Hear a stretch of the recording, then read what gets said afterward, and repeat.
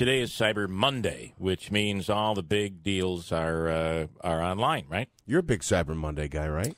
I don't do any of those days, to be honest. Yeah, Bill's open for business 24/7. Yeah, unfortunately. He's not going to wait 4 days for that new Apple product. You can't wait.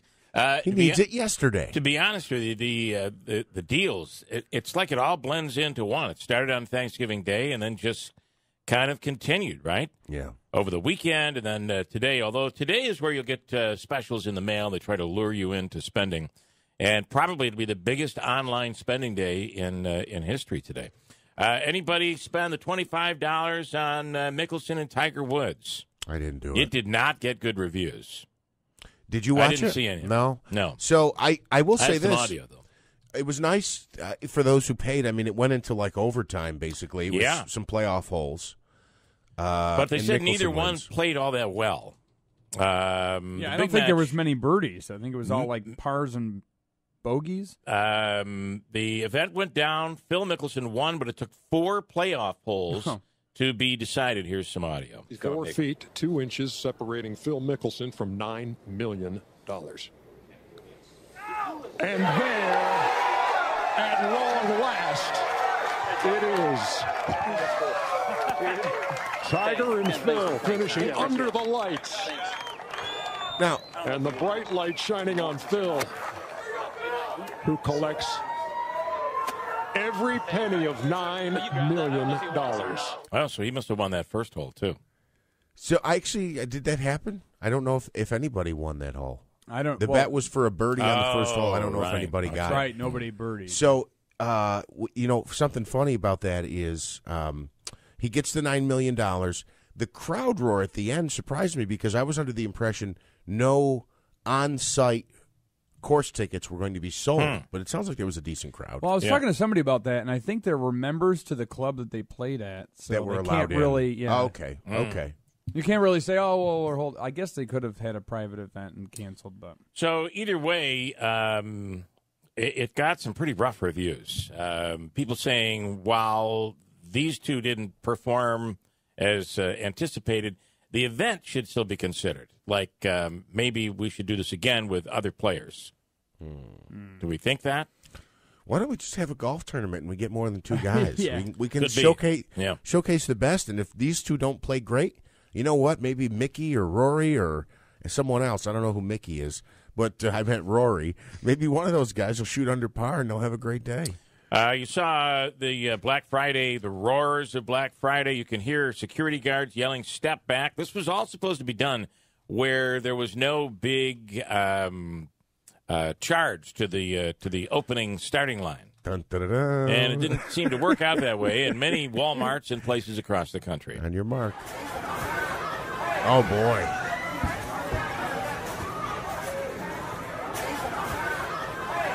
They did this whole thing, you can hear the security guards yelling. They did this whole thing where they let some people in, and then they'd hold you up, and there'd be a maze, there'd be a long line. And they'd let some more people in, and then they'd hold you up. This was all in an effort to try to stop any of people being trampled, right? Yeah, anytime I would say you play audio from a retail store, and it sounds like July at the public pool, it's probably not a good thing. Congress is back from vacation this week. What is left on the agenda? Rachel Sutherland standing by right now from Fox News with an update post-Thanksgiving. Good morning. Hey, good morning. Yeah, Congress is coming back. The lame duck Congress trying to get some stuff done before the end of the year. They only have really a couple of handfuls of days to get stuff done. There could be a government shutdown looming over President Trump's call for a $5 billion down payment on a border wall, some kind of immigration deal he'd like worked out, and he was kind of making that threat again when he was at Mar-a-Lago over Thanksgiving. So, yeah, a list of things to do, basically keeping the government up and running, the farm bill, and some other things on the agenda. It does seem, too, that a couple of subpoenas were handed out, which seems somewhat political. James Comey, one of those that was subpoenaed, trying to get this in before everything changes after the first of the year. Yeah, that's right. The House Judiciary Committee, the outgoing chairman, Bob Goodlatte, did issue subpoenas to James Comey and former Attorney General Loretta Lynch. So, yeah, I mean, he only has that kind of, Republicans only will control this committee for a few more weeks. So as far as I last checked, Comey was going to fight the subpoena to appear on December 3rd. He wants a public hearing, and this was supposed to be a behind closed doors type thing. So, yeah, that's going to be going on as well as House leadership elections. Nancy Pelosi is expected to be House Speaker, but there has been a small vocal minority group that has been opposing her. We have one of those Congressman-elect Anthony Brindisi from up here who's on the air later this morning. My question is going to be for him. He campaignhed on the fact that he would not vote for Pelosi. If she's the only choice, what's he going to do? And we'll find that out later. It's going to be kind of interesting how that group of, it's about 16 right now. About 15 or 16, yeah. It will be interesting. Rachel, thanks so much. We appreciate it. Rachel Sutherland from Fox News. What else do I have here this morning? We'll talk to Brindisi after 7:30.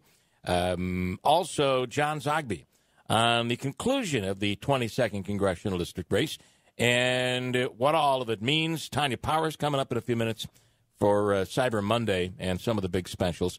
You know, this week is Teddy Bear Toss week. Oh, yeah, it's Saturday, right? The Teddy Bear Toss with New York Sash is on Saturday. Scott Hayes will be in later on this morning, and we'll talk some Teddy Bear Toss tickets for that sellout game. The game's been sold out since, like, September. It's crazy. And Mark Kelso from the Buffalo Bills. How about the Bills? This Josh Allen, providing he can stay healthy, I don't think there's any doubt, he is the future of the Buffalo Bills. Yeah. He can throw the ball. He is mobile, and he is kind of a bit of a badass. I mean, he's in your face, Davey. I mean, did you see some of his action yesterday? Sure was, especially when he made fun of Jalen Ramsey, who was mocking the Bills all season. He was trash, right? Trash talking. Yeah. All right. I liked it. It was a good game. And Syracuse finishes the season out ranked 18th at the end of the regular season. It looks like they're eyeing a bowl game in Orlando, I believe. Right? Awesome. Which is that? It's the Camping World Farm and Home Bowl game, or the Camping World Bowl game, or whatever. So all these names, all these sponsorships. So that'll be big. And I got to tell you, Dungy is another one. How did he go out? Word is they had to help him to the bus last week at the Notre Dame game in New York City. They had to help. He could not get on the bus because of his back. And he came out running. I mean, did you see the game? No. Opening drive. He came out running and really physical. I've never seen anybody recover from a back injury like he did. It's crazy, right, Davey? Yeah, it was a very good game. Yeah. All 6 touchdowns. Ran for 3. Incredible. Threw for 3. And it's funny. I mean, I guess to some extent, I think we all are familiar with this back issue thing. It's good he was able to turn. He's young, so those vertebrae recover quickly. I guess. You haven't heard about this? There's a new scam out there. Your account's getting hacked, and you get a letter in the mail that says, it's family, and maybe it's not even a letter; it's an email you get, or your family members are being passed away, and there's no living relative but you, but we need money to pay for the legal fees. Despite the fact that all your relatives are alive, exactly, you're the only living relative. You might not have heard this one before, but people are now stealing tailgates off pickup trucks. The entire back panel of the truck bed that opens down, the tailgate. Get out of here. Apparently, they can go from $300 to way over $1,000, and that is the big thing. A few years back, they were stealing the copper out of air conditioning units during the wintertime. Yeah. Those outdoor air conditioning units. Well, now apparently the big thing is the tailgates. You come out. Maybe you're in the parking lot at the mall, you walk out, and all of a sudden your tailgate's gone. Mm-hmm. Here's a report from Fox News. An unusual crime spree. Pickup truck owners waking up to find the tailgates missing from their trucks. So I was walking over here, and I stopped about right here, and I put my flashlight on him. Then when I walked across here, I started hearing like a chain. Yeah. And he actually had one side off, and it was hanging. And he just needed that. I think he just needed the one bolt. I said, hey, and I had the light on him, and he just didn't say a word. Selling upwards of $300 on sites, making the hauls a nice payday if they can find a buyer. Crazy? Yes. Drugs do a hell of a number. I believe on you, so. And here's another interesting, crazy story. 34-year-old woman in England named Amanda Liberty is trying to become engaged, or she says she is engaged to a chandelier. Oh. She recently had the chandelier, a picture of it tattooed. I'm not even going to do this story. It's completely stupid. Well, have you seen some of the stuff at MIDA? I mean, it's some beautiful stuff. It is nice. You're right. It is very nice. And then there's the woman that's being charged, the young lady, right? She's 17 years old. Yeah. Being charged with attempting to steal from our mall. Target. Authorities say that she had it's the old buy a tote and fill it with whatever you want and walk out trick. Well, I worked in retail for a while, and they told us the same thing about, like, you don't think about it, but, like, duffel bags, book bags, anything else, you go to, now, again, you're going to feel the weight, but you scan one of those things quick, and that was kind of the situation. I guess. At least that's what they're saying. So she paid for the tote, and there was paid for the tote. So allegedly $1,300 worth of electronics and clothing inside. Would you have the cover on top of the tote? Well, that's a dead giveaway, isn't it? So you slide the thing, and they, somebody that's not thinking or is being a little lax, and those totes will scan them. They're not heavy. Do you know I discovered something really kind of neat at the grocery stores? And I never knew this really even existed until I was going through the grocery store line just the other day. It might have been Price Chopper or Hannaford or Shenantries, one of them. But they have a lower camera, and it shows right up on their cash register. And that is so that if you were to put things on the bottom, you know how, oh, my God, I forgot that I had water and soda and the 90-pound bag of dog food. The dog food on the bottom of the shopping cart. There's a camera that is down low that shows the clerk what is underneath the at the bottom. Oh, good for them. On the bottom right. I didn't know that. So they got a little monitor? Huh? They have a little monitor behind the cash register. There's a little monitor there that they can actually see it. It pops up. It's one of those grocery stores. But there had to be a situation where they felt like they were losing money, so somebody invented this way to solve that problem. And I do think sometimes it's an honest mistake. And a lot of the time, too, retailers... I guess it probably could be an honest mistake. Yeah, that's why the self-checkout ones will remind you. But a lot of the stores and retailers, they'll budget in the loss because they just expect it. They just expect to lose it. Here's a story about Kevin Hart and his wife, and Nico Parrish. Are you familiar with this story? They were having a birthday party for their kid, and they're now being criticized.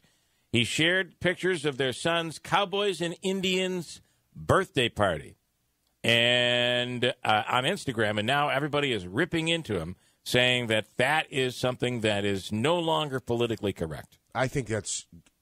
And they had him dressed up as little cowboys. They were at a Wild Wild West function, and it's our Cowboys and Indians birthday party. I think this has been offensive for a while, though. Yeah, but is that offensive? Well, I'm with Bill on this. I'm not saying I'm offended, but I'm just saying I know. For people, this has been offensive for a while. Here was the Instagram post. Throwing a Cowboys and Indians birthday party on Thanksgiving celebrates genocide, while white supremacy and slavery. People were ripping into them. Just give them a pass. It's a kid's birthday party. Yeah, I think this is ridiculous. 6:29. Hold on tight. Can I share one more thought? Monday morning. Yes. The chandelier story. You know what happened is she fell for the first man that she could finally turn on. Yeah. It's a long weekend, folks. We got 2.5 hours more of this. So Rachel Witter is the chief meteorologist at Eyewitness News. But we're going to end up on the warm side of it for a day, so that's going to bring us rain today. We'll be far enough above freezing that that's not going to be an issue, but as that whole thing comes through, it is going to make us colder the rest of the week. And if there's any leftover moisture, then we will get some snow, but it's not really going to be a big accumulating snow this week, and it's not really going to shift our pattern too much. It's just going to drop us by a few degrees. Today will be like 40 or so, and then the rest of the week will be in the 30s, close to freezing, but not too unbearably cold. Yeah.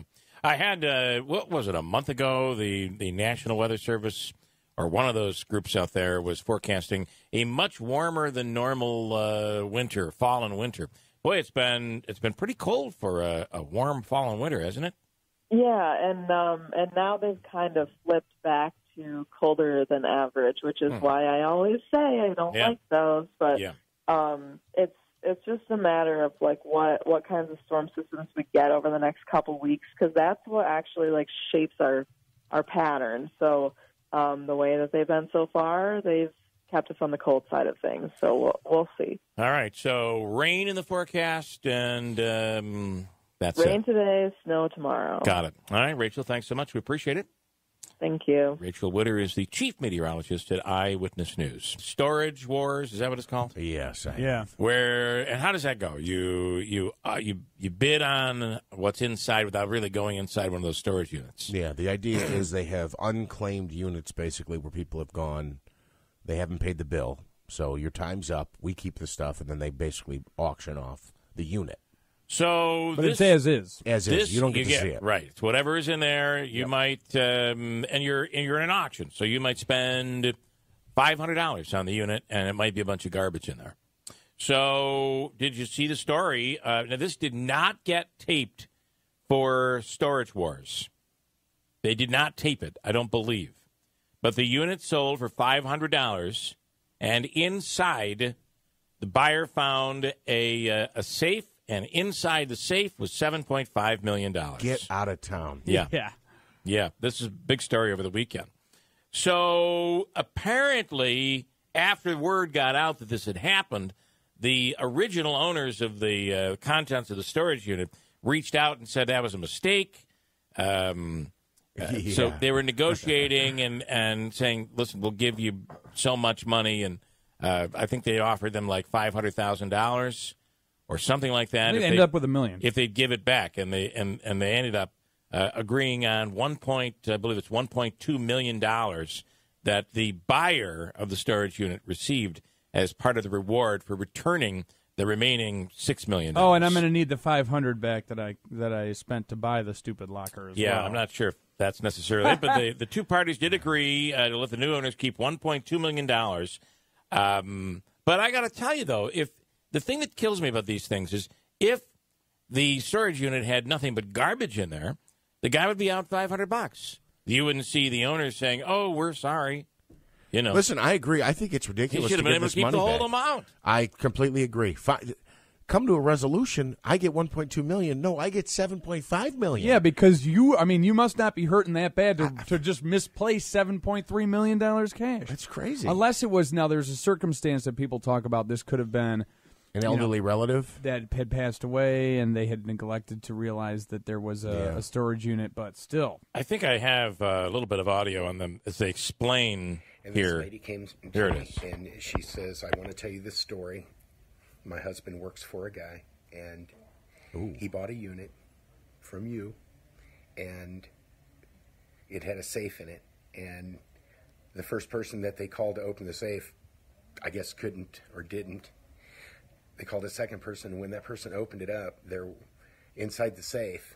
Normally they're empty, but this time it wasn't empty. It had $7.5 million cash inside the safe. I would open that thing. I don't know. Open that thing and listen. I don't know what I would have done. I would probably been on a plane somewhere. The only way I'm negotiating that I don't get the full $7.5 million is if that story is we had a customer. He's in the kneecap business. He doesn't fix them. He breaks them. Yeah. Well, the guy who actually purchased it for $500 explains that he would look to return it for one key reason, and it had a lot to do with who could potentially be looking for that money. And a wealthy person. Well, you're right. Yeah. I mean, who has $7 million just laying around and say, "Oh, where'd you put that $7 million? I forgot where I put it." Right? Yeah. And in cash in a I don't think it was George unit. Bailey's uncle either. Yeah. That's right. Tanya J. Power is standing by right now. Big day today. It's Cyber Monday. Good morning, Tanya. Good morning. Yes, it is. Boy, this story is crazy, by the way. You guys come up with the most interesting things to listen to. Isn't that the craziest story? I mean, that really is. Because you're expecting, boy, we're going to have to put a lot of these people that buy these storage units, I think they own, like antique shops and all that stuff. Yeah. And then, well, we'll get our money back and maybe make a couple $100 at the end of the day. Here, $7.5 million. Wow. Yeah. That's nuts. Yeah, I'd be worried about whose money that really was. That's a good point. Well, he got to keep $1.2 million of it, so not bad. And his kneecaps. And the kneecaps. Very important. All right, Tanya, so we're looking at the biggest day of the year for online sales. Yeah, this is one of those days where, it's kind of it's Black Friday and Cyber Monday have been kind of morphing into each other for a while now. I mean, that's sort of been obvious because you see the Cyber Monday deals coming out along with the Black Friday deals, and a lot of them, the Black Friday deals start it seems like November 1st these days. I mean, they're really, really early.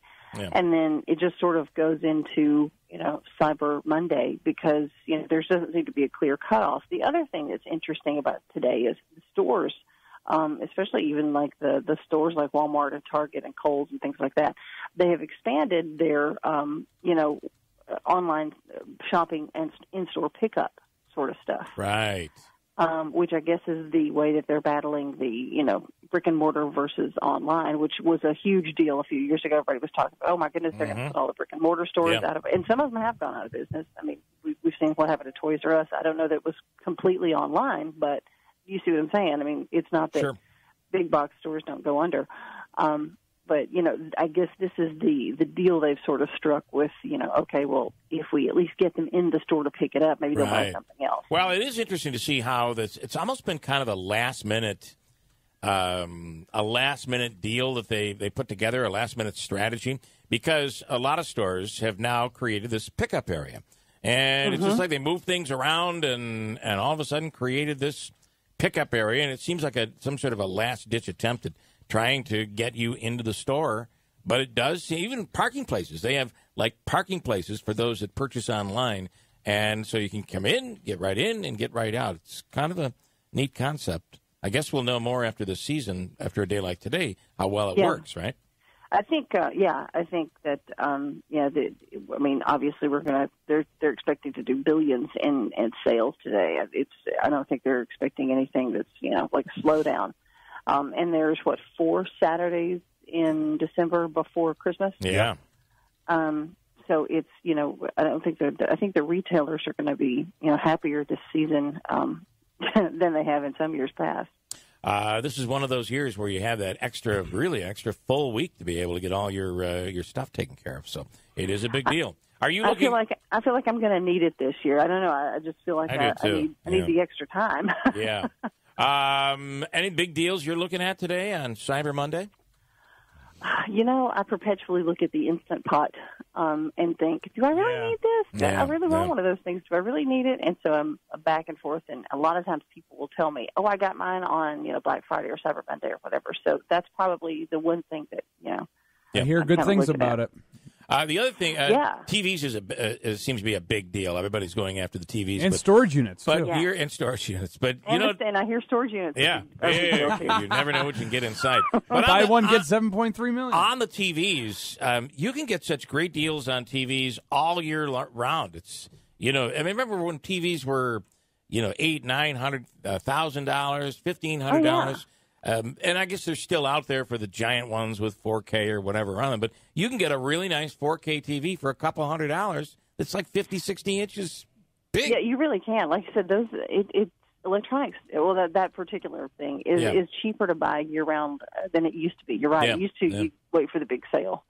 All right. But what are you going to get today? Are you looking at anything? I'm trying to look into why there are all these Amazon charges on my bank account that I didn't charge. That'll be what I do right after. He'll be I get policing off the air. somebody else's Cyber Sunday. It's like the third time. It's the third time someone has decided to use our account to do their shopping from Malaysia or somewhere like that. Third time in probably 3 months. Unbelievable. Wow. It's really crazy. That's not okay. Yeah, not okay at all. Hey, Tanya, before we let you go, quick question. You mentioned Toys R Us going out of business and that it can happen.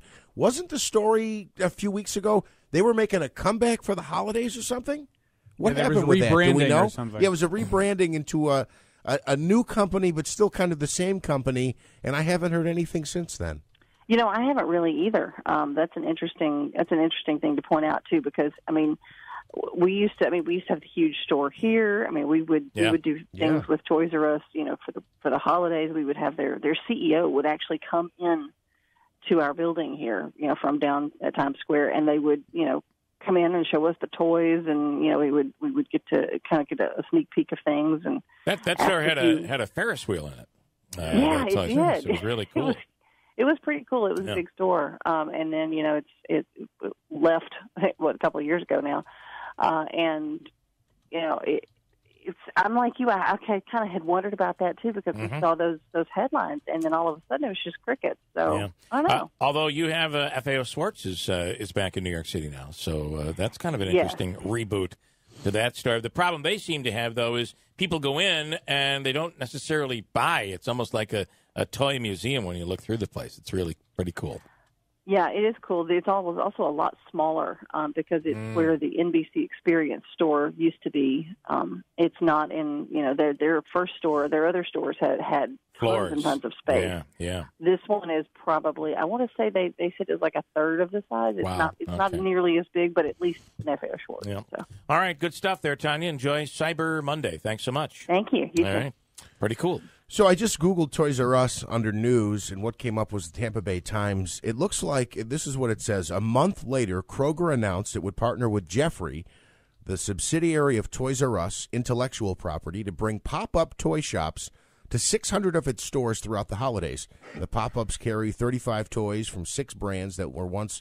So it seems like Toys R Us is kind of back, and they're in Depending on some the market. Jeffrey's Toy Box Kroger pop-up stores. By the way, if you're looking for smaller TVs today, Cyber Monday is your day.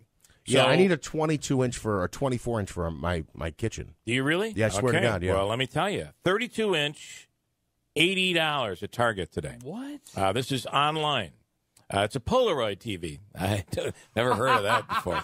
Apparently, the picture just pops right out. Yeah, of it just the comes TV. out really quick from the bottom. How about a 32-inch Sharp 720p TV for $100 at Best Buy? These are all online.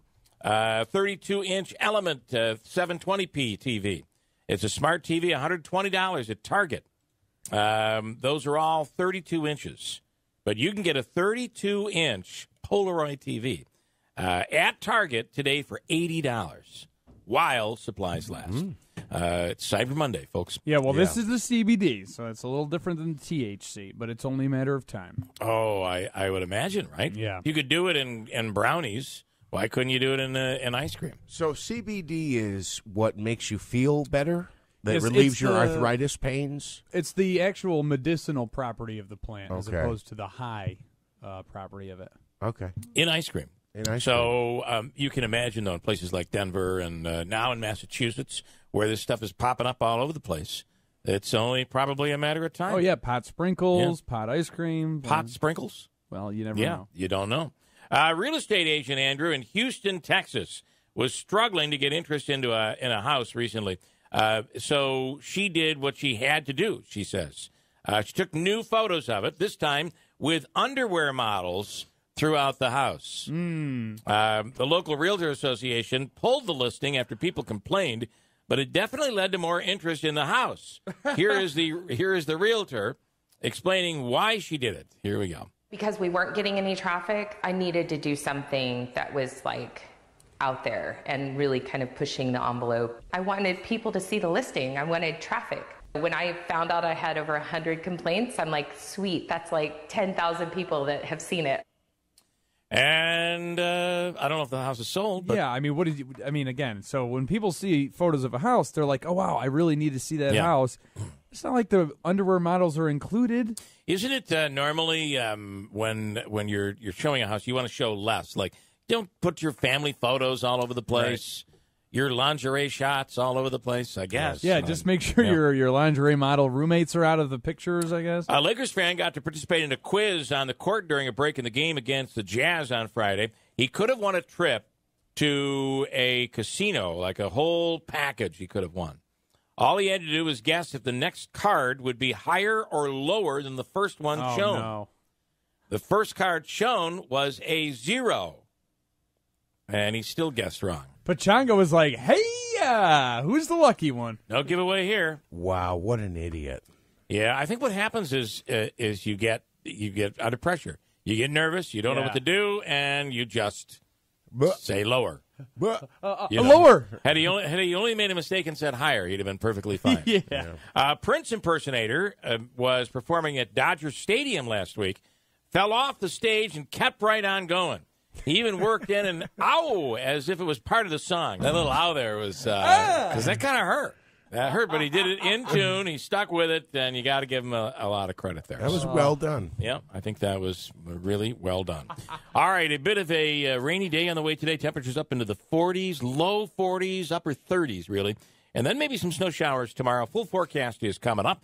It's Cyber Monday at WIBX. And if you've been following along over in Consumer Square, there is that new construction going in. There's the building that was already up. Yeah. That is now going to be, and there's signage up now. It's going to be a Spectrum mobile store where they're selling their cell phone service. Okay. And then the new construction, which is moving along pretty quickly, that is a Blaze Pizza, which is kind of, if you were to take Subway and combine it with a pizzeria, that's kind of what it is. You go along the way, you pick your ingredients, you pick your sauces, and boom, it's done just in a few minutes, and you're on your way.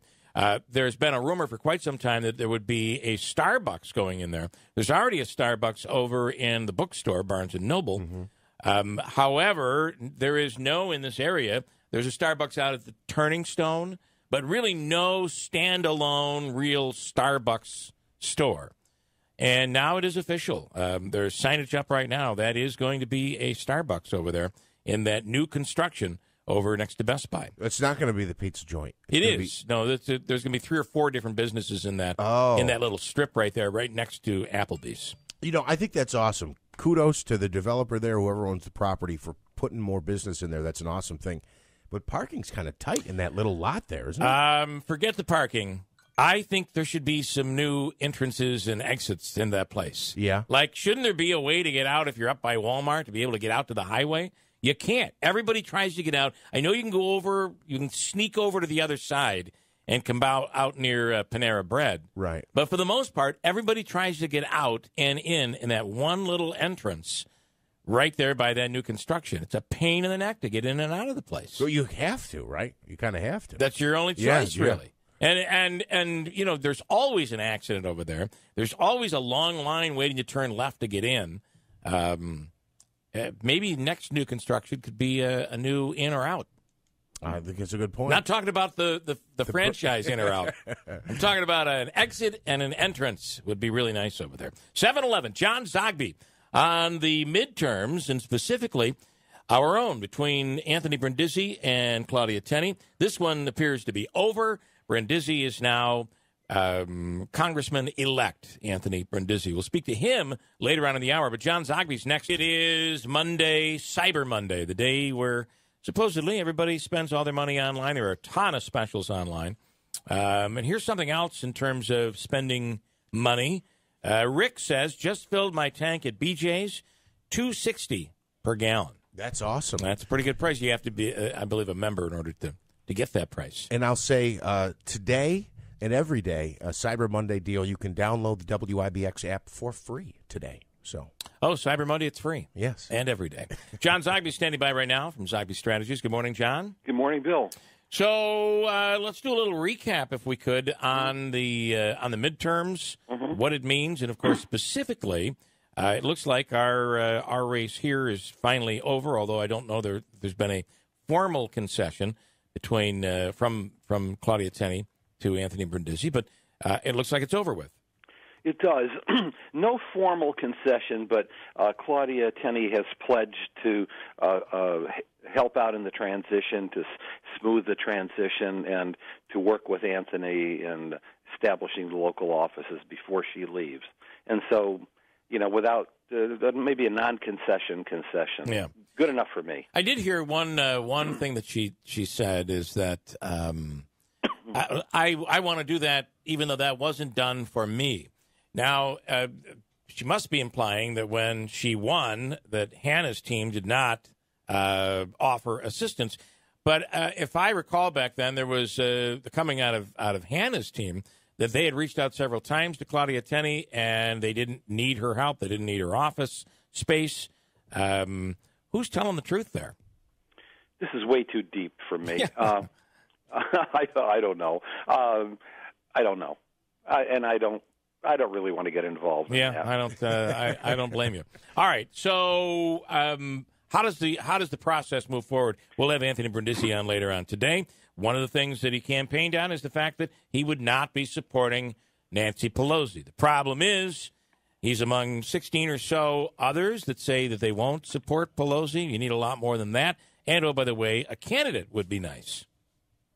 Yeah, there is no candidate, formal candidate. Marcia Fudge toyed with it for a while, but basically this was the fulfillment of a campaign promise by the particularly newly elected freshman who said that they were not going to support Nancy Pelosi. They have fulfilled that promise.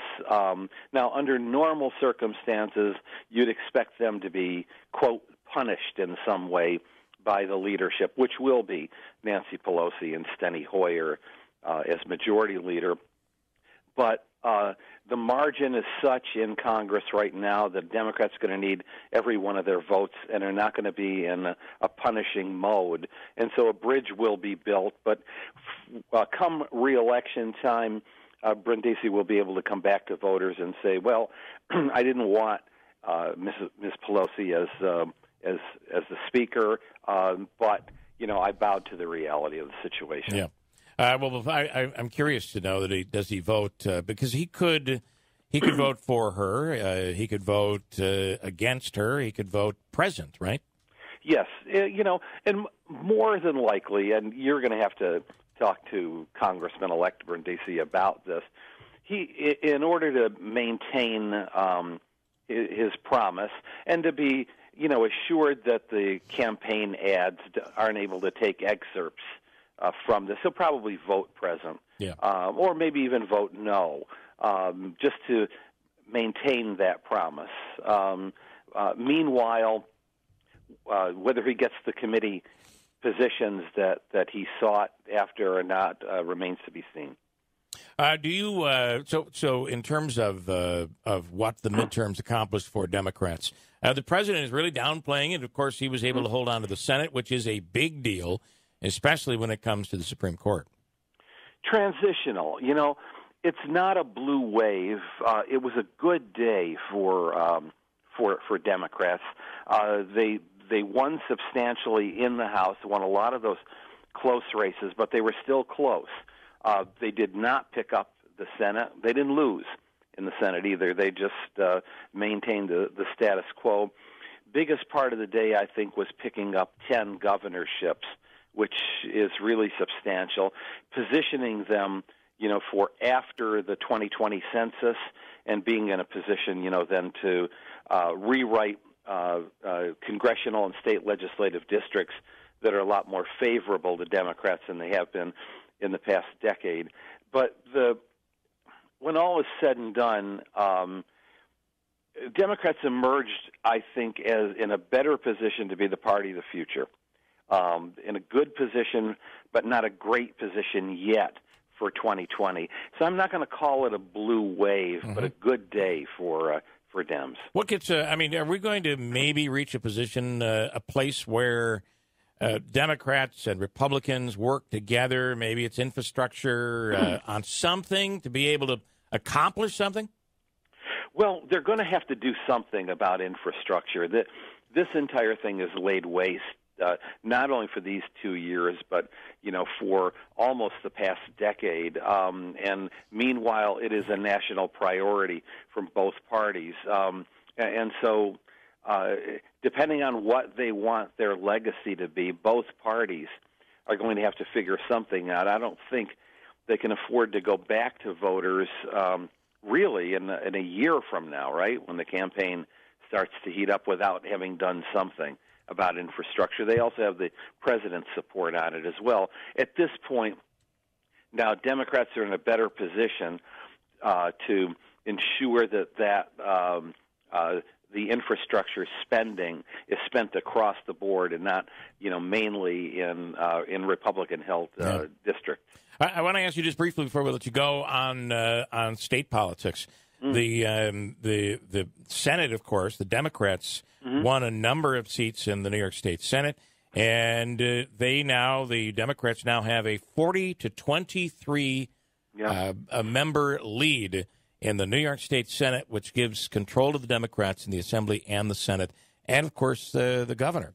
So what does that mean? What do you see? I'm not sure they can put a deal together to work with Democrats like they did before. Now we get down to the reality of politics, which is the party makes no difference when people just simply hate each other. Yeah. And I think that's the that's the thing we have to be looking for. Party is not in the way. Democrats almost have a veto-proof legislature. However, you're dealing with a very difficult personality in the form of a governor, a bit of a bully, and you're dealing with some bad feelings still, upstate versus downstate. So, but parties are aligned. The party is aligned to be in very good position. Yeah. Although, what does it do to Joe Griffo, who'd gained so much clout over the years and had that majority, which was the ability to bring money to the area? Is this a big loss? It is. And Joe's a good guy, and he's respected on both sides. But the reality of the situation is they don't need him anymore. Yeah. He probably not going to be a pivotal vote if there are party line votes. Democrats have enough. Very interesting. This has been quite the midterm election. Just didn't seem to feel like it was going to go away, to be honest with you. No, and it hasn't. And it hasn't. All right, John, thanks so much as always. We appreciate it. Thanks, Bill. John Zogby, Zogby Strategies, 722. Coming up, our free money question of the day from the Hobico Law Firm, a chance to win $100. Also, we want to tell you that the TV feed is down this morning. They're running something from last week. So, yes, we know on TV the news is old. But just so you know, that's not what we're reading this morning. Or are you, Andrew? No. Just reading old news. It's fresh. It's old news. Hopefully, they'll have that corrected sometime this morning before we get off the air. We have Cyber Monday, all the big specials. You're supposed to be able to save all this money, big deals. That goes on all day today on your computer. We'll also have a chance for you to get tickets to the Teddy Bear Toss, which is Saturday night. Comets had a big weekend over the weekend. On Saturday, they're now, 3 in a row or 4 in a row they won? 3 straight. 3 straight. And it's amazing how much of a difference it seems that Demko has made. He's unbelievable. He's such the big guy, in the net. And there was a breakaway. I think it was Saturday night's game, and it looked like Belleville was going to score, and he just snatches it right out of the air. We'll do our free money question, which is worth $100 in cash from the Hobico Law Firm, coming up right after the news at 7:30, at 7:35. And did you see the new Chesterfield has opened on North Genesee Street? Oh, I didn't see that. Yeah. And that's in the old House of Good Shepherd building there. Okay. So, okay, I know what you're talking about. So now you'll have Delmonico's. You'll have Rob Esch's place over there on the water. Aquavino. I had my 10-year reunion there over the weekend. Have over the weekend. You'll have Babes. And now the Chesterfield, all down there right on the main drag. Chesterfield's right behind Delmonico's, isn't it? They're right side by side. They're both on both right on Genesee Street. Okay. So that's kind of an interesting. So the big question is, will the Chesterfield over on Bleecker Street remain open? We're being told yes, but you kind of wonder this. How can the it menu? not? The menu is very similar. So interesting. That's brand new. Every morning at this time, 7:35, we'll give you a chance to win cash. We start with $100. Thursdays is worth $500, so today it's $100. And Harry in New Hartford standing by right now. Good morning, Harry. How are you? Good morning, Bill. Pretty good. Back to work. Back to post-Thanksgiving. There we go. That's right. It's over. All right, let's make $100 from Hobico. You ready? Okay. All right. You'll have 7 seconds to answer this question. According to the 1964 film Rudolph the Red-Nosed Reindeer, Rudolph's father's name was Donner. What was Rudolph's mother's name? Ready? Go. What was Rudolph's mother's name?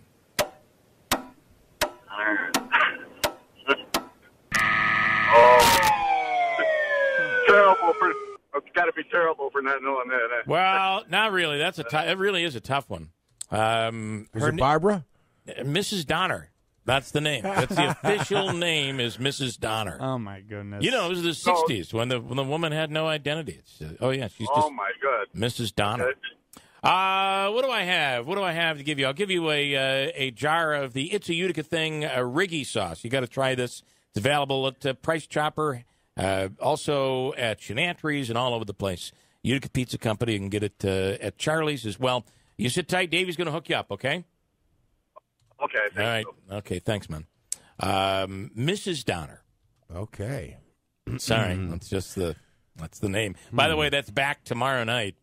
And you can't really watch. That's one of the Christmas shows that's not on 1,000 times because I think CBS bought up the rights to it, or maybe they've always had the rights. I don't know. But it debuts tomorrow night on CBS. 8 o'clock, right? I saw believe the so. ad and I remembered it. It's tomorrow night. That's one of my favorites. He is now known as Congressman-elect Anthony Brindisi, and he's on the line with us right now. Good morning. How are you? I'm fine. How are you? Boy, you had to be, after the fact that the race was finally over before Thanksgiving. Thanksgiving must have actually felt like your birthday. Surprise, surprise. It actually was my birthday. It actually was on Thanksgiving. Oh, yeah. It was. Yeah. You know, it's funny because I think in the OD, my mother had called. And my birthday was on Wednesday. So my mother had called and she said, "You realize next year your birthday is on Thanksgiving Day." Yeah. And I said, "I don't think it is. No, it never is. My birthday never makes it to Thanksgiving Day. Is mine the cutoff? The 22nd. Yours is the cutoff. Yeah. Yeah. I know it happens like every 7 years or something like that. I can't remember. I get to Wednesday night every 7 years, but it's the day before. It's the day before Thanksgiving, but it's the fourth. I believe the fourth Thursday in every month, and the 21st is never the fourth Thursday. So happy birthday, and thank you very much. Happy birthday to you. Happy election day and all of that stuff. It's over with. Have you gotten an official concession? I have not gotten an official concession per se. I did. Claudia and I were exchanging some text messages on Friday, and I was traveling with family at that time, so I had asked if I could reach out to her today. So I plan to hopefully speak to her later on today. And I'm not looking for an official concession. I just want to make sure that we are able to work together during this transition period, because there's a lot that has to happen as we start to open our offices up. There's still outstanding constituent files that she has, and we want to make sure that the folks in this community are getting continuity of services between the offices. And the only way that's going to happen is if we can work together, and I fully expect we'll be able to work together. We have in the past, and we will in the future. Even after such a very long and grueling, horrible campaign, it seemed like. But it does seem this is the way it's supposed to work, right? It is the way it's supposed to work. As I always said during the election, you have times for elections, but once elections are over, that's when the governing has to begin. And what people don't realize about Claudia and I is that we actually are pretty friendly, and we've always, even during the campaign when we would see each other, we would joke around. It's not a relationship where we hate each other or anything like that. It was a tough campaign on both sides, and now we're through it, and it's in the best interest of everybody in this community that we work together during this transition to ensure a smooth transition period. And I'll be taking office January 3rd when I'm sworn in. Are there things other than constituent files that you would work on that the two staffs would coordinate with and there would be a transition for? Yeah, there's offices. She has offices here in the Utica area in Binghamton. There's transferring of furniture. I'm still learning the whole process of how this works, but the equipment gets, from what I understand, transferred from one office to the other. We're still making decisions on where we're going to have our flagship office here in the area. So we'll go through that process. But there's a lot that has to happen, and open communication is the best way to get things done as smooth as possible. Are there briefings? So a lot of it's constituent stuff. You mentioned offices. Are there briefings as it relates to maybe what she was working on or was aware of as it relates to the operations at Griffiths, projects like that? I think it depends on the office, and I'm sure that we'll have those talks. For example, I could say in my assembly office, I'll be meeting with Marianne Buttonshaw today, and we're going to go over some of the outstanding grants that we were working on, some of the projects we were working on. I want to make sure that I'm answering any questions that she has about the office and the operation of the office or how things work legislatively. So That's, I hope to do that with Claudia as well in terms of the federal side, and I'm sure we'll be able to have those conversations in the next few weeks. All right. So, listen, you campaigned. The campaign was really targeting you, Claudia's campaign, and those that came from out of town, the PAC money, all said you were going to cave, you were going to support and be a rubber stamp for Nancy Pelosi. You were one of about 16 incoming Democrats or Democrats that were reelected who are saying it's time for change, and you do not support Nancy Pelosi. It doesn't look like she's going to have any difficulty getting in. You certainly would know more than we know, but it does look like at the end of the day you're probably going to be voting on her. What do you do if that's the case? Well, there's really two separate steps in the process. First step happens this week. We're going to be in Washington this week for more orientation. I was there 2 weeks ago for new member orientation. That's the new members of the Democratic and Republican sides go through all kinds of different briefings on just the operations of your offices. This week we'll be going down for more orientation, and we're going to have an office lottery, so you get to pick your offices down in Washington. There's going to be caucus meetings, and the first step this week will be a vote for leadership on the Democratic side, both for Speaker and the various other leadership positions. That's in the caucus. It's a secret ballot, and as I said all along, I'm not going to be voting for Nancy Pelosi for Speaker. The second step will come on January 3rd after you're sworn in, and a vote has to take place on the floor as to who you will support for Speaker. That is an open vote, and again, I'll be voting. I'm not going to be voting for Nancy Pelosi on the floor. As I said during the campaign, I think it's time for new leadership, and that means, to me, not voting for Nancy Pelosi. Are you hearing? Is there anyone out there that might be giving her a challenge? There's been a few names that have been talked about. Really, no one has stepped forward yet. There really is a lot of coalescing, and I'm sure a lot of new members are getting some pressure to vote for her. I'm sticking firm to my promise not to vote for her. It's a campaign pledge I made, and one I intend to keep. Even if you end up having your desk might be out in the on the lawn, or my desk will be in Maryland. I hope that doesn't happen. This is, people need to understand that when you make a commitment it's so typical of Washington, where people expect you to break a commitment you made on a campaign trail after campaigning for the last year and a half, and that's not who I am. I've said right along that I've never been afraid to stand up against leadership when I'm here in Albany or down in Washington, and I said that I have respect for Nancy Pelosi, but I'm not supporting her for Speaker, and I intend to keep that promise. I'm not going to be voting for her on the floor.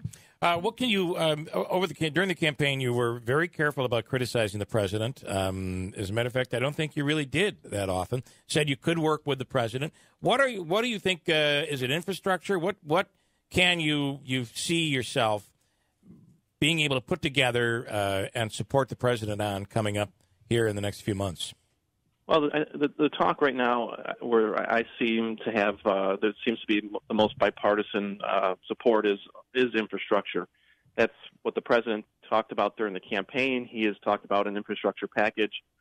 Many Democrats campaigned on a new infrastructure package. I talked about that being an area where I want to work with the president. We need to upgrade our infrastructure in this country, not just our roads and bridges, but the things you may not see every day, like our water and sewer systems, our energy grid, our bringing broadband capability to underserved areas. Those are things that I want to work on, and I think we should come together as both sides in Washington to put forth an infrastructure package that we can actually start to rebuild part of this country. It will help create 15 million new jobs across this country. Many of those are jobs that we could use in this area, and certainly we know the conditions of our infrastructure, and it's like that in many other parts of the country.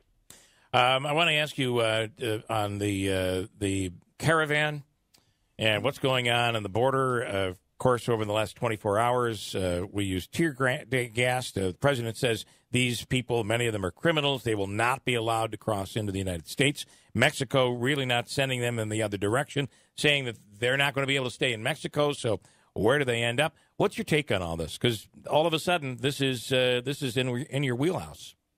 Yeah, I think like I said during the campaign, we have to have strong borders. We can't allow people to come into this country illegally. We have to have a process in place that allows people into this country who are seeking it asylum, and we need to reform our asylum process, but we can't just allow people to cross the border illegally. So I hope the president works with the Mexican government to keep folks on that side of the border until a process is set up to determine who is coming here for legitimate reasons, seeking asylum, and who is coming here for whatever other reasons. But we need to have strong borders first and foremost, and we need to have immigration reform. There's a lot of bipartisan support in Washington, and that's been part of the holdup over the last couple of years, is that bills like the one that passed the U.S. Senate back in 2013 that created comprehensive immigration reforms have not moved forward in the House because leadership hasn't moved them forward. But we can reform our immigration. We can do things that the president wants. We can have strong borders, but we have to work together to get there. But first and foremost, we can't allow people to come across the border illegally. I want to just get your take on the state election, where the Democrats have now taken a pretty decent 40-23 complete control of the Senate as well as the Assembly. What do you think that's going to mean for the area? Your exit, obviously, you'd been there for long enough where you gained some clout. You were you were in the majority. Now you have somebody that's new coming in Marianne Buttonshaw, but Griffo losing all of that ability to put deals together. What's that going to mean for legislation? What's that going to mean for us in this area in upstate? It is going to hurt this area. You know, the nice thing that we had going for us in this region is that we had two members of the legislature, both in the majority parties in Albany. You had Senator Griffo on the Republican side in the state Senate when the Republicans had control, myself in the Democratic Assembly. The Democrats have control of the Assembly by far margin. Now we lose that. We lose Senator Griffo. I mean, he's still here, obviously, but the Republicans are not in the majority, so that is going to impact his ability to probably get some grants and things like that. But Joe's a hard worker, and Joe's going to get things done one way or the other. And you know, I'm sure Marianne's going to be a fast learner, and I'm there to help any way I can to offer my guidance and assistance to her to navigate some of the things in Albany. But I think as long as we're still working together as a team, we can still get things done.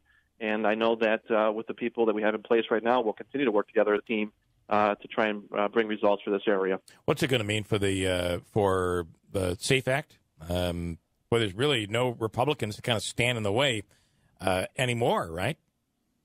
Yeah, I mean, that was always a challenge in the legislature, and we'll see what happens. I think it remains to be seen what's put forward in terms of further gun violence measures or other bills that are put forward in Albany, and we'll see what happens. But you have to sit back and say, as a governor, you know, I'm representing the entire state, and I have to do what's in the best interest of not just one part of the state, but the entire state. We'll see if that happens, and hopefully upstate doesn't lose out under this new dynamic in Albany. We'll see.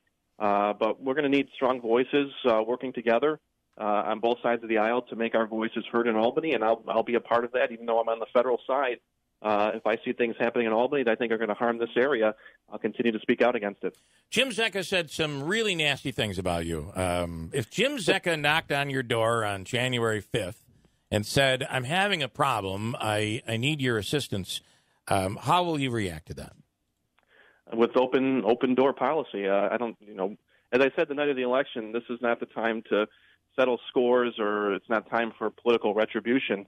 For those who supported me, I thank them for their support, and for those who did not support me, my door is always going to be open. I'm going to work just as hard for the people who didn't support me as those who did. That's what being a representative is. You're there to represent everyone in your district, whether they're Democrat, Republican, whether they voted for you or not. You're not asking those questions when they call. You're just doing the job and helping them. This is an amazing time to be in Congress. They say once you're a congressman, you're always a congressman. This is a pretty big step in your career. It's got to feel now that you can take a breath. It's got to feel pretty good right now. It does. It feels great. It's great to be there and to feel part of history and to meet some of the exciting new members that are coming in on both sides of the aisle. There's some very talented people that were elected this cycle, and some people who really want to work to get things done. There's something like 60 new Democratic members. That's a big part of our caucus.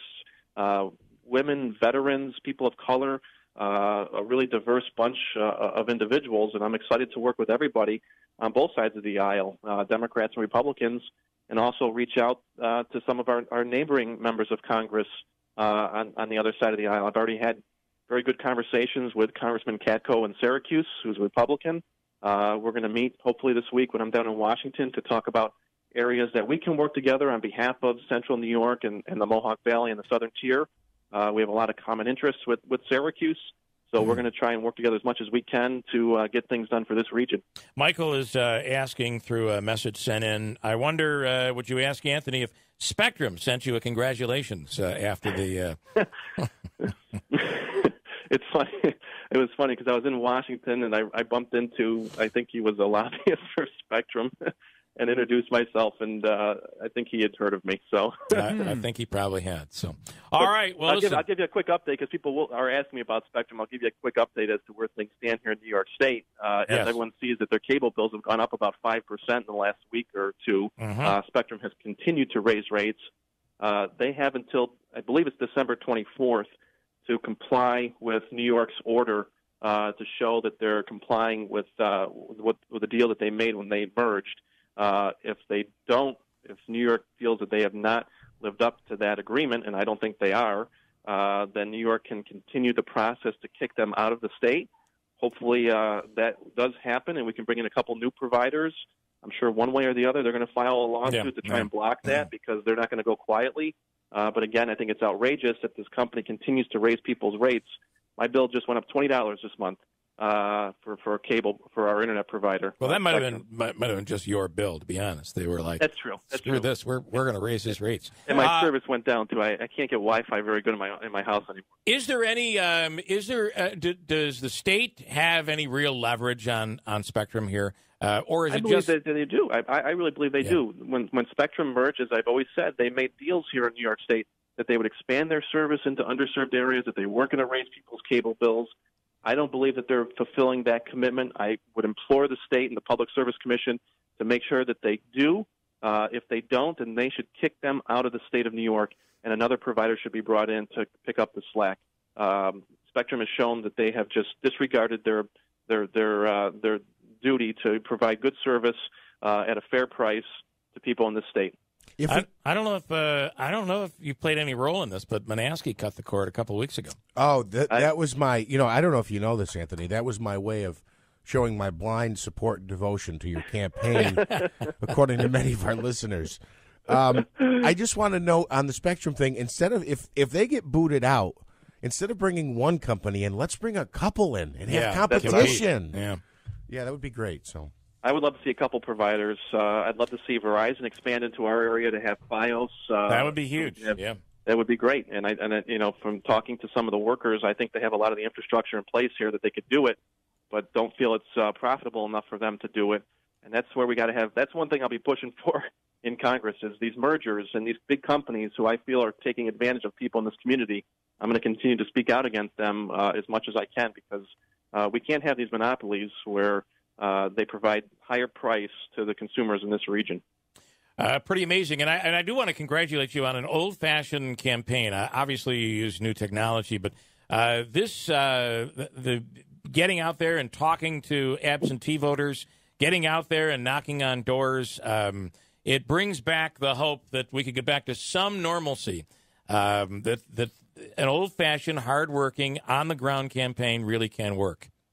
Well, we heard a lot of great stories during the campaign just from our volunteers who were knocking on doors.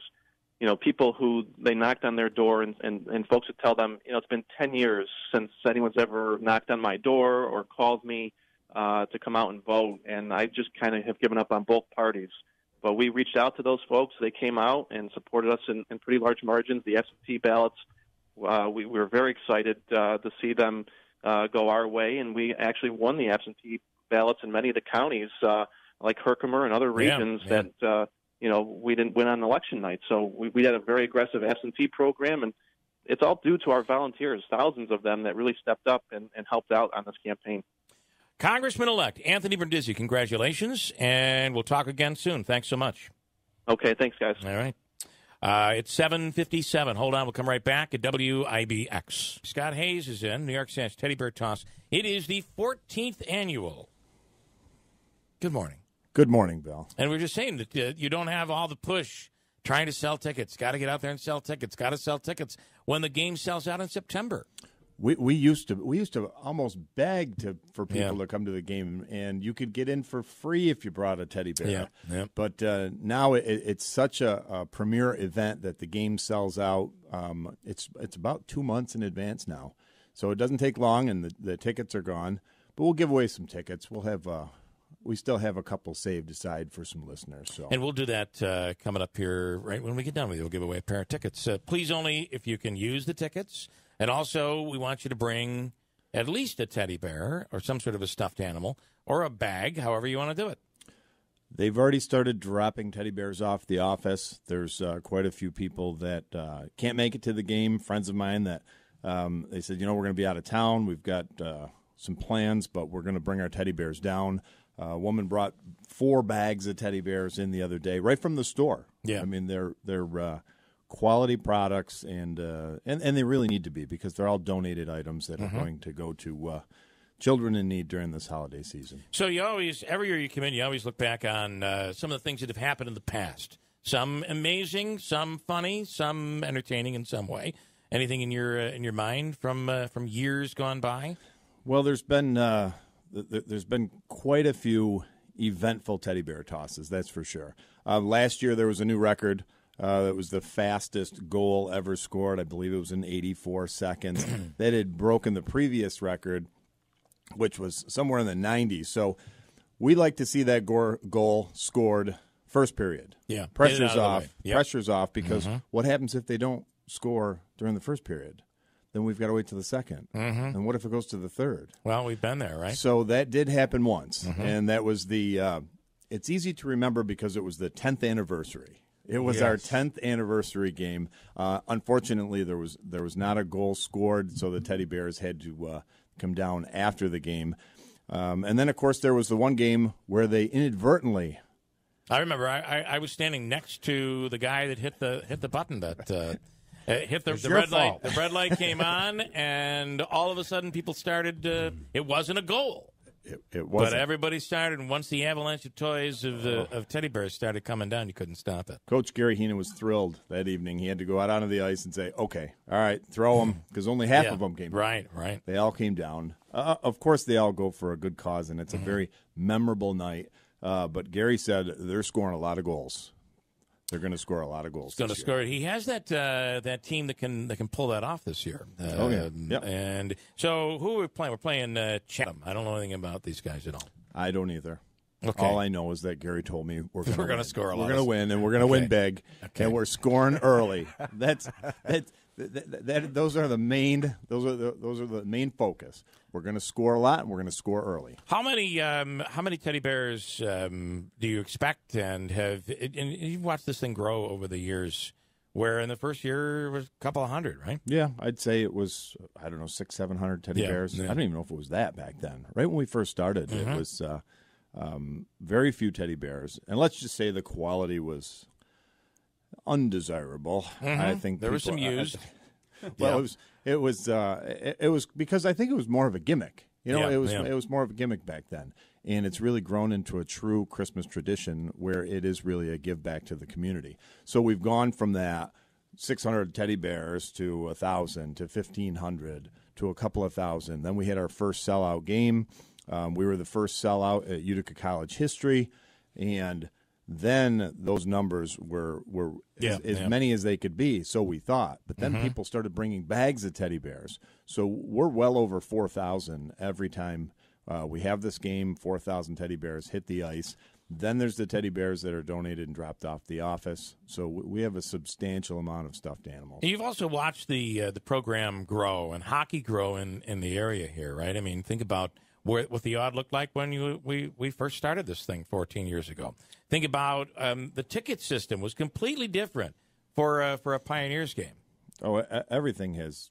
I think it was like general admission, wasn't it? There weren't even assigned seats. No assigned seats. Yeah. Just bring in a bear and sit anywhere. Come on and sit wherever you want. Yeah. A lot has changed. Yeah, a lot has changed. You know what else has changed? I can't remember anything anymore. Yeah. So I drove this morning. I'm supposed to be coming here. Yeah.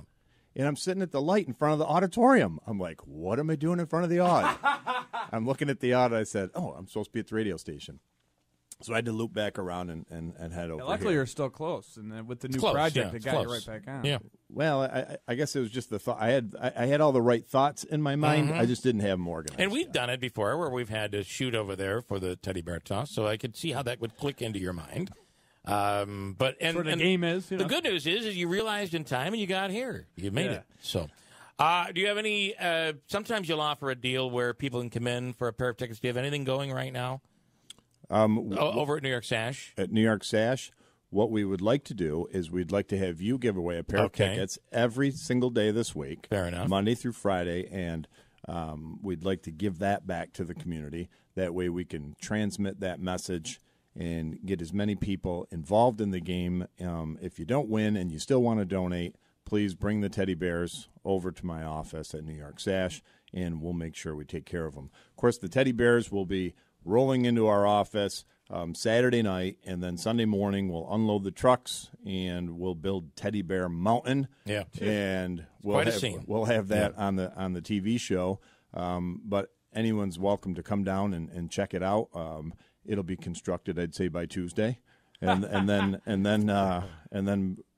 during the next week it'll be deconstructed. We'll bag everything up, 80 per bag, and get them out to the different organizations. So we work with Operation Sunshine, Toys for Tots, the Marine Corps League, which they do a great job of being able to figure out what age kid gets what type of toy logistics and gift and all of that stuff. So they do a really great job. They do a tremendous job. We couldn't do it without them. All right.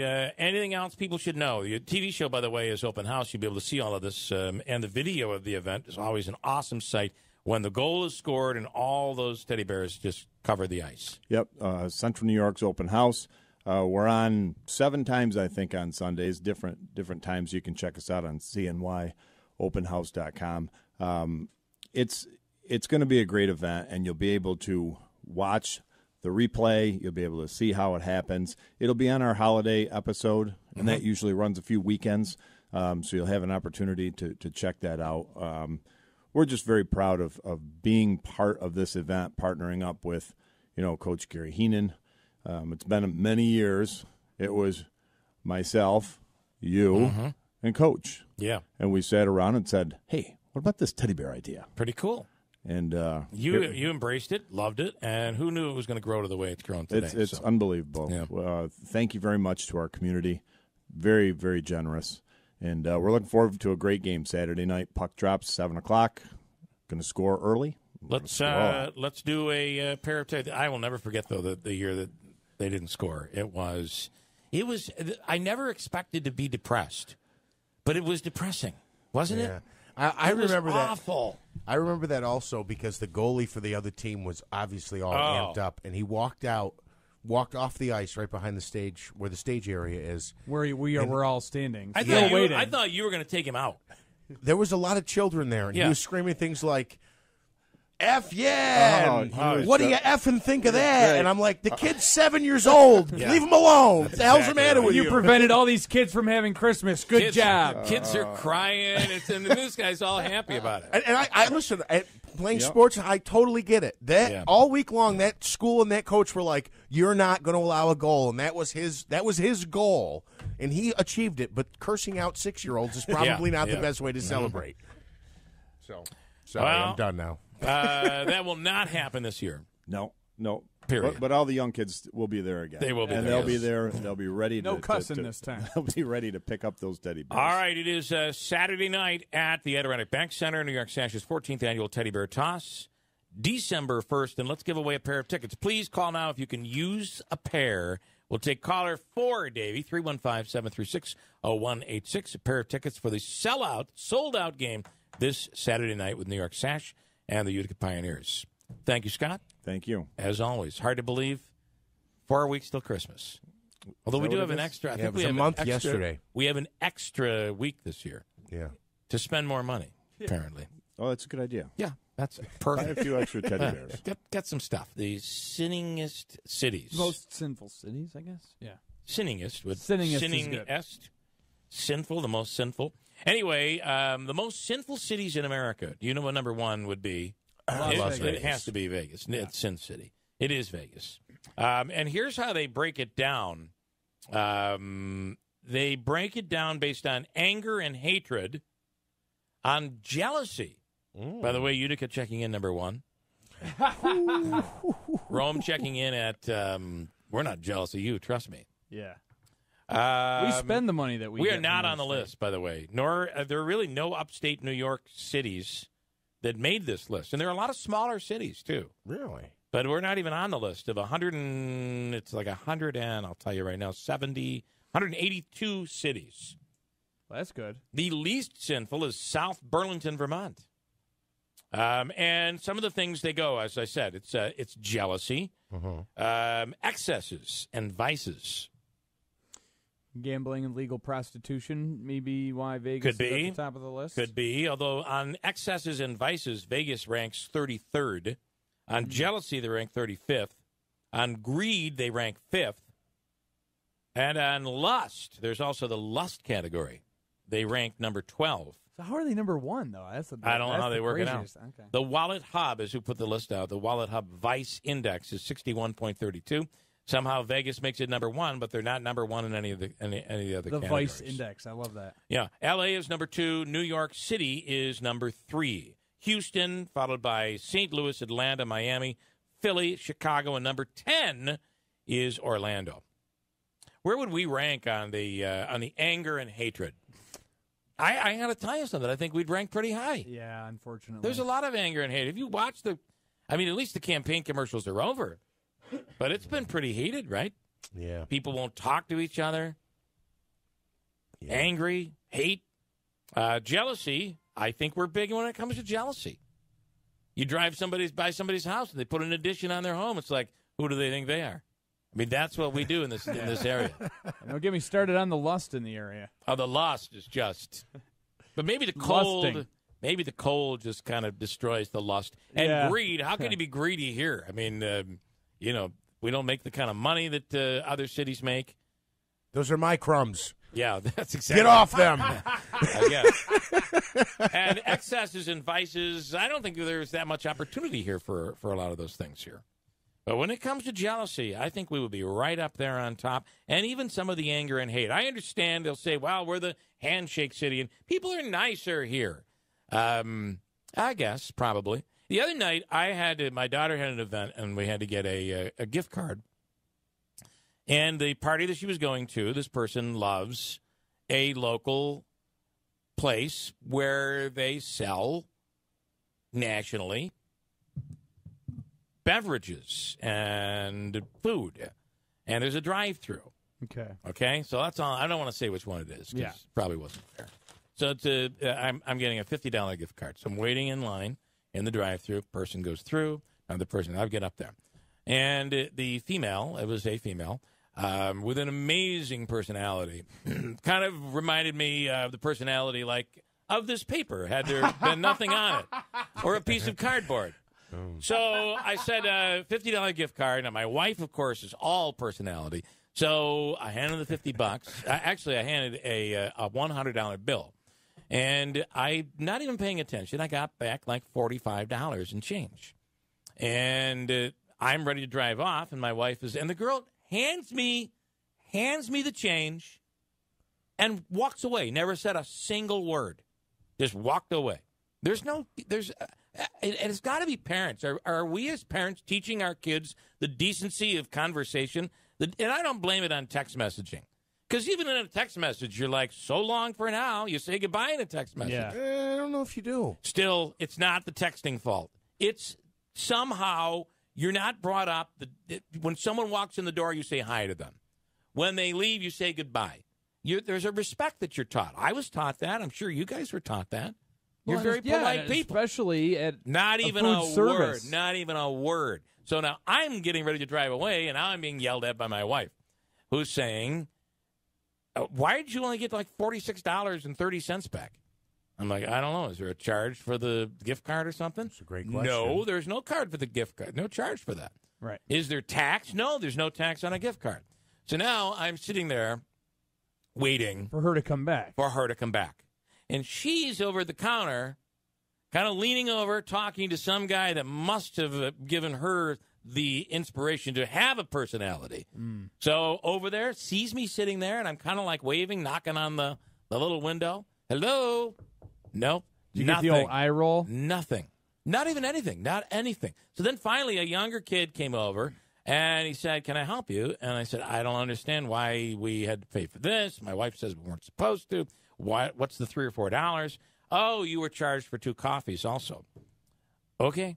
So he gave me the change back. That girl never even watched us from afar, never said I'm sorry, never even responded to us. And charged you for 2 coffees you didn't have. Why am I talking about this? Because that is what causes the anger. The hate. Wow. I mean, a little bit of, if you're going to take a job in retail or customer service of any sort, you should at least have the inspiration to just be nice to people. That's all it takes, right? It's all you have to do is a little please, thank you. You'd be amazed at how far that will take you in life and certainly in retail. That's why I think we would rank kind of high on the anger, because there's a little bit of a lack of decency today. I don't understand it. It's the holidays, for God's sakes. Celebrating their 55th birthday. The Children's Museum opened in 1963. And coming up on the 5th, they'll be celebrating. And Steve Bulger is in studio right now. Good morning, Steve. How are you? Good morning, guys. How are you? Good. So talk about what's happening. A night at the museum, which will be next week. Yeah, night at the museum next Wednesday. Hard to believe the museum is celebrating its 55th birthday. Yeah. And we're going to be celebrating it in style for an adults-only event that'll be happening at 5:55 to 7:55, where folks will be able to come in and really be able to enjoy the museum and a lot of kids-themed adult activities, if you will. Kind of cool, right? Yeah, And you're really playing on the 55. We are. A little bit ticket price, $55. Starts at $5.55. 55 activities that'll be available for folks to do. Food, music, all 4 floors of the museum. Really give adults the chance to experience some of the things that maybe they enjoyed seeing the museum as a kid, but also new and exciting things that we have underway with KO and the museum. You're also the executive director of Kids Oneida, and you guys are now operating the museum. Yeah, we've been managing. We're a little over 12 months into this arrangement and couldn't be more pleased with how everything is really working out. Attendance numbers are up, events are up, new exhibits are in, programming is in. I see Mike Zarnock's picture over there on the wall. Mike has his Hot Wheels display back at the museum.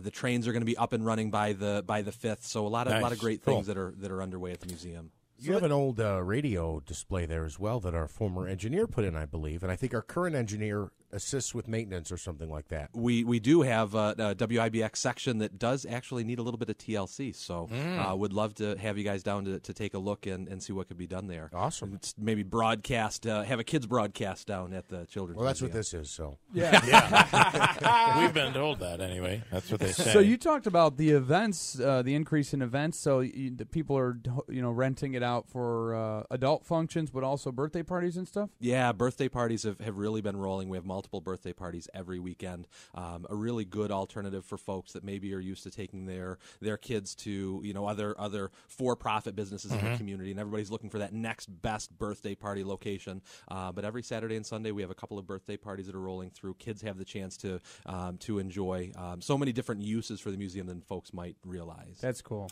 Can you explain, beyond running the Children's Museum, what else you guys do at Kids Oneida? Yeah, happy to. So we are located directly across the street. Our main office is at Kids Oneida. We've been there now for 10 years, but we've celebrated our 20th anniversary as an organization, and we work with the most at-risk families. Now, not just only in Oneida County and not just for kids. Across 6 counties, we're working with adults and children, over 1,200 families a day, trying to keep families together, keep that family unit together. And every year you do the big Super Bowl raffle. The big raffle, we're underway with that as well. Okay, so explain the rules, what you do, how you get in, and the odds of winning. Sure. So we're about 5 weeks away, and Andrew and I were talking. It's probably safe to say his Packers, my Broncos, won't be in this year. But we're about halfway there. There's 2,000 tickets that are available, $20 a piece.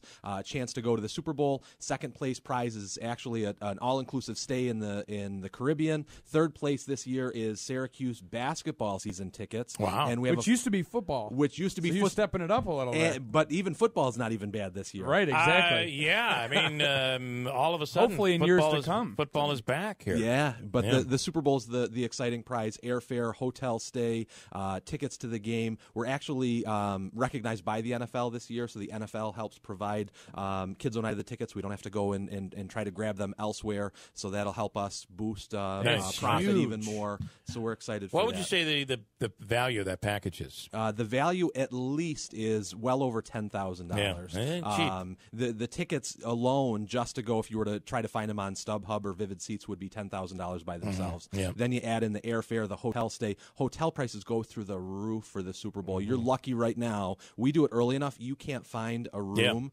within a 10-mile radius for less than $1,000 a night. Where is it again this year? Yeah. Atlanta. Atlanta For the Super Bowl. Atlanta. So it's better than Minnesota last year. And you get great. I mean, that's the thing. The first prize in this raffle is Super Bowl. If you were 1 second, you spend a week in the Caribbean. Yeah, oh, that's pretty darn. good. What a shame, right? Yeah.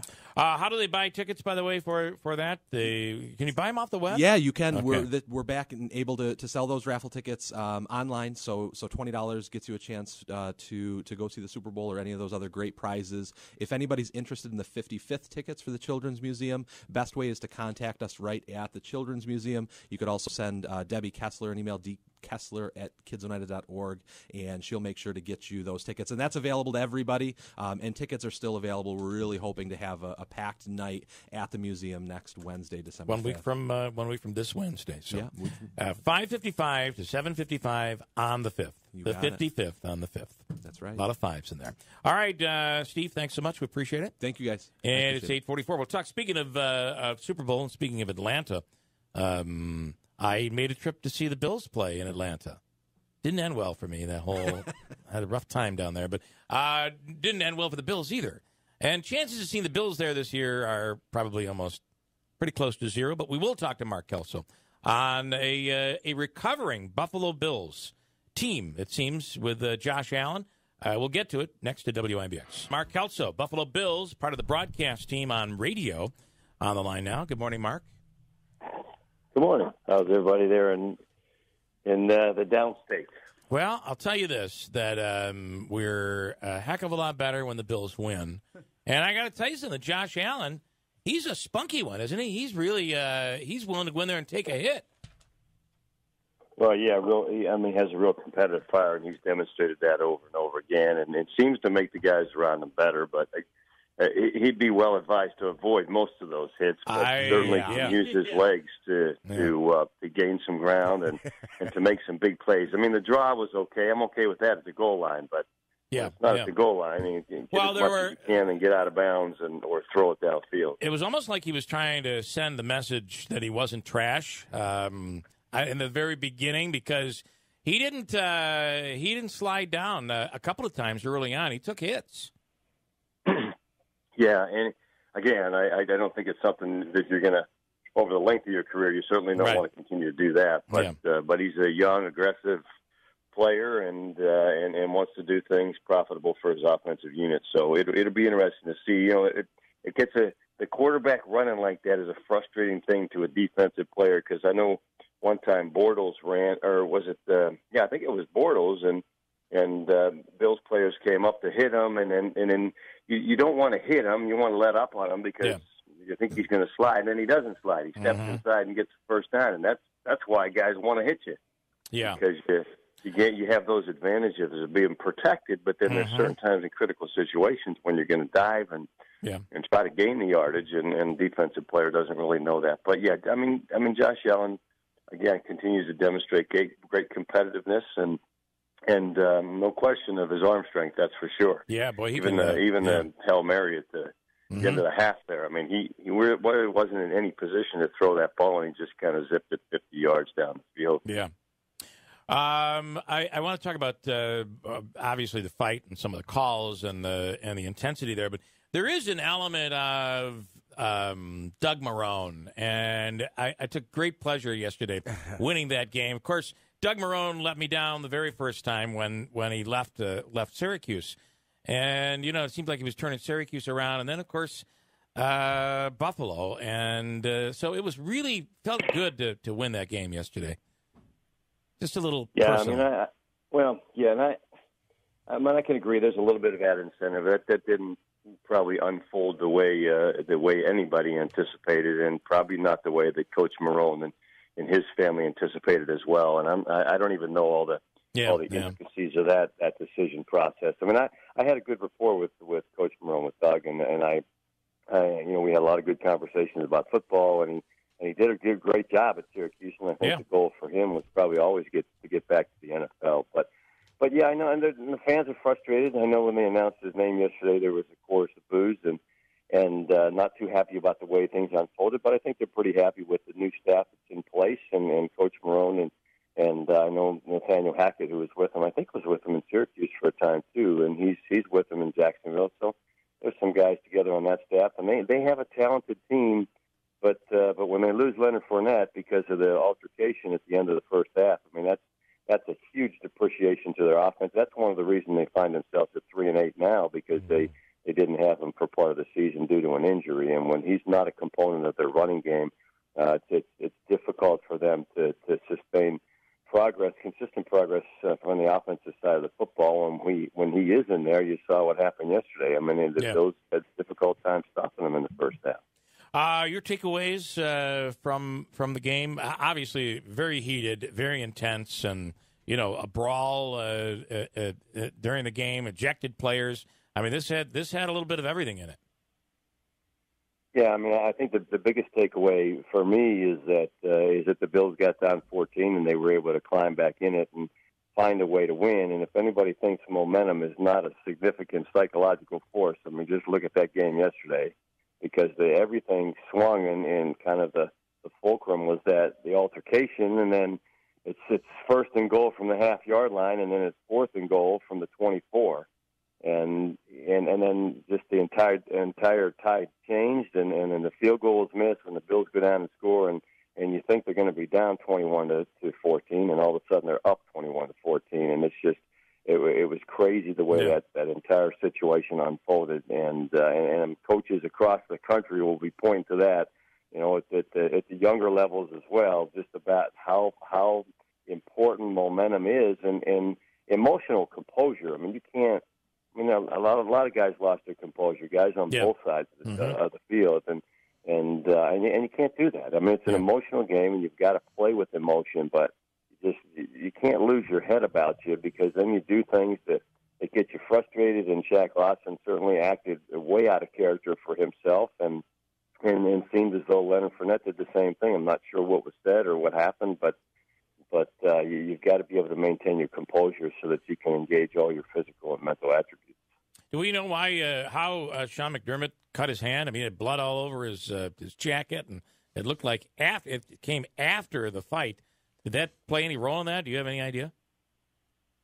Yeah, no, have zero idea. I mean, there was some pictures from the broadcasters. We have an opportunity to see some of the feed from the national broadcast, the television broadcast, and we could just see that. I just saw the bloodstains on his pullover and his hoodie, but I don't know how it happened. I'm sure there were a number of coaches down there, and Coach McDermott included, that were trying to separate players and I mean, sometimes you catch a buckle or something on a helmet that might cause something. I don't know if it was his blood or somebody else's, but I really have no idea other than what people saw and fans saw on the network broadcast. It was, I got to tell you, it was Josh Allen's bring the ball down, moving the ball really well. Got a first down, called back. Got a first down, called back. I mean, the penalties were really adding up, and it seems that the referees really kind of had to maintain control of the game, and they promised they were going to throw the flag if they had to. But these little nickel and dime penalties, it cost both teams. Yeah, well, probably. Well, it certainly cost. Excuse me. There's some time. Yeah, I'm choked up about it. No, I'm not. But I mean, look, if a foul occurs, you got to call the penalty. Yeah. If it's completely away from the play, and I mean, I think it's my own opinion is it's the official's responsibility to kind of coyly step up to those players at some point before the next play or after the play or sometime in the course of a series and say, hey, if you do that again, I'm going to throw the flag, and just give them warning. Yeah. But, I mean, if the rule's in the rule book, you have to legislate it. And there were a lot of things that happened, and there were some penalties that were probably called that didn't seem like penalties. And one time, Levi Wallace, it was Teron Johnson got a penalty for holding, and the receiver, Cole, just basically ran over him. So right. He stood his ground, and in that case, the defensive back has the right to that position on the field. You can't run him over, even though they called illegal contact. I mean, he just stood his ground, and the receiver ran into him. So, and again, sometimes they don't. The officials just kind of see it at the last second. I didn't think that was a particularly good call. I mean, there were hands to the face the one time, which from Russell Bodine, which he was pretty ardent. He was pretty fervent about the fact that in his conversation with the officials that he didn't think he committed that foul, and it was hard to tell. But as soon as they see a hand up in the face, they're going to throw that flag. Look, if it's in the rule book, legislate it, but it certainly can get really cumbersome if they start throwing too many flags. But if they're throwing them and they're legitimate, then guys have to play the game cleanly, and so that the flags are not thrown. Well, who knows? This brawl yesterday might have been the one thing. I read one headline that said the brawl in some way actually brought this team together. Certainly having Josh Allen at the helm, it does help. It seems like a different defense and offense out there. When he's there, it's a big deal. Yeah, they've done some things offensively, and and I think they found themselves in some respects and what kind of offensive unit they want to be. They still have to have a good running component to their game, but they've continued to fluctuate the offensive line. Wyatt Teller started again at left guard, so maybe that's a collection of 5 players that they can use going forward that can provide some opportunities in the run game. Yeah. But when they have rhythm and pace to their offense and they're moving guys around pre-snap and they're running that fake jet sweep, and then they ran that sweep to Isaiah McKenzie for the touchdown. And when they're doing those kinds of things, they really keep the defensive units off balance, but they haven't been able to execute that with consistency to this point in the season. And maybe yesterday was evidence of that. It still seemed like they moved a lot more and tried to create a little bit of confusion for the defensive opponents pre-snap yesterday in the first half. And then the second half, they kind of settled a little bit more in the game plan, and I think when they have an opportunity to do that, move guys around a lot and just create a lot of options, and sometimes you need to be able to be creative in the passing game too, or pull out a reverse, or like the Deion Dawkins touchdown a couple weeks ago to the Jets, where you have to make teams think that that's a possibility, because then it makes them just a one step slower when they're trying to react to what you are doing. Mark Kelso will do it again next week. I appreciate it as always. And again, it's always great when the Bills are winning. And at this point, it seems like everything positive. It's about a rebuilding year. Any good things, it's all bonus. Yesterday was certainly a good way to good way to call it. We're moving in the right direction anyway. So pretty cool. Yeah, and it's hope. I mean, they and the other thing, just one more thing to point out, is that they had 0 vertical component to their passing game, and they seem like they've found that. Robert Foster has been really good and not a ton of catches, but it has the opportunity to stretch the field, and Isaiah McKenzie has been really quick in the short areas as well. And so he gives them that option, the reverse option, or the jet sweep option, in addition to being able to find openings in short spaces, because he's so quick. And if Josh Allen can throw to a tight window, that'll work. So they found some things here in recent weeks, and let's hope that they can continue to build on those things. Mark, thanks so much. We'll do it again next week. Yes, sir. All right, Mark Kelso, Buffalo Bills. By the way, Syracuse game, did you see that the Dungy was able to get Boston College on 4th down when they clearly were not going to snap the ball? 4 times in a row, they got Boston College to jump off sides. I think it was the same guy, like 3 of the 4 times. Crazy.